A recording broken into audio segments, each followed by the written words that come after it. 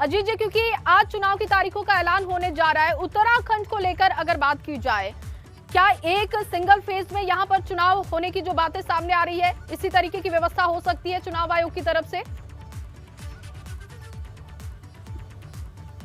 जय, देखिए अभी तक पिछले 20-25 सालों में जितने भी चुनाव हुए, जब से राज्य गठित हुआ है तब से 4 चुनाव यहाँ पर हो चुके हैं।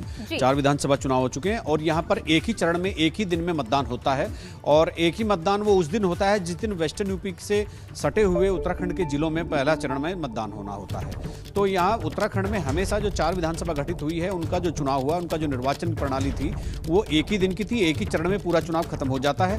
और ये जो सहारनपुर, मुजफ्फरनगर, बिजनौर, रामपुर, मुरादाबाद, बरेली, बदायूं, पीलीभीत, ये तमाम जो जिले हैं जो उत्तराखंड से लगे हुए हैं, तो इनके साथ पहले चरण में इनका चुनाव स्ट्रेटेजिकली भी चुनाव आयोग करवाता है, ताकि जो ये पश्चिमी यूपी का जो हिस्सा है उत्तराखंड के साथ, तो हालांकि ये खुलासा शामी को होगा कि ये पहले चरण में होना है दूसरे में, लेकिन इन्हीं जिलों के साथ उत्तराखंड का चुनाव पहले चरण में एक ही दिन हो जाता है।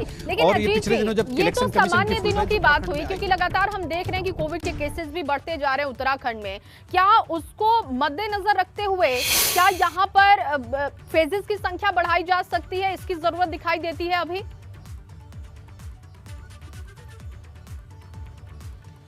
जय, देखिए चूंकि जो डेंस पॉपुलेशन वाला एरिया है, जिनमें हम 4 जिलों को ले सकते हैं, जिनमें यहाँ देहरादून, हरिद्वार, उधम सिंह नगर और नैनीताल हैं, ये डेंस पॉपुलेशन वाले एरिया हैं, यहाँ सबसे ज़्यादा मतदाता है। अगर मैं बात करूँ तो सबसे ज़्यादा मतदाता हरिद्वार और देहरादून में हैं, जो बराबर के आसपास हैं।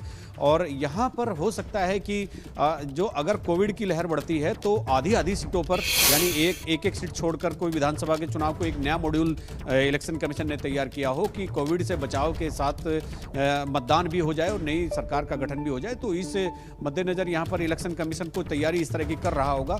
लेकिन चूंकि ये जिले बिल्कुल उसी तरह के हैं जैसे उत्तर प्रदेश के जिले हैं और चूंकि यहाँ डेंस पॉपुलेशन है, तो यहाँ पर मुझे लगता है कि कोविड की गाइडलाइन के लिए या कोविड से बचने के लिए ऐसी कोई तैयारी हो सकती है। जरूरत तो महसूस हो रही है, चूंकि यहाँ लगातार केस बढ़ रहे हैं। कल भी पूरे 850 केस यहाँ उत्तराखंड में आए हैं, रोज ओमिक्रॉन के नए केस आ रहे हैं। तो यह बहुत सारी चीजें हैं। कल ही एक नई गाइडलाइन सरकार ने लागू की है, एक ही दिन पहले कि तमाम स्कूल और ये सब बंद कर दिए गए हैं। होटल और रेस्टोरेंट और तमाम जो भोजनालय हैं या सिनेमा घर हैं, उनको 50% के 50% के क्षमता के साथ खोलने का एक निर्देश दिया गया है। बहुत सारी बंदिशें, बहुत सारी पाबंदी यहाँ कल ही राज्य सरकार ने देर रात मुख्य सचिव सुखबीर सिंह संधू के आदेश से जारी हुई है, पूरे राज्य में लागू हो चुकी है।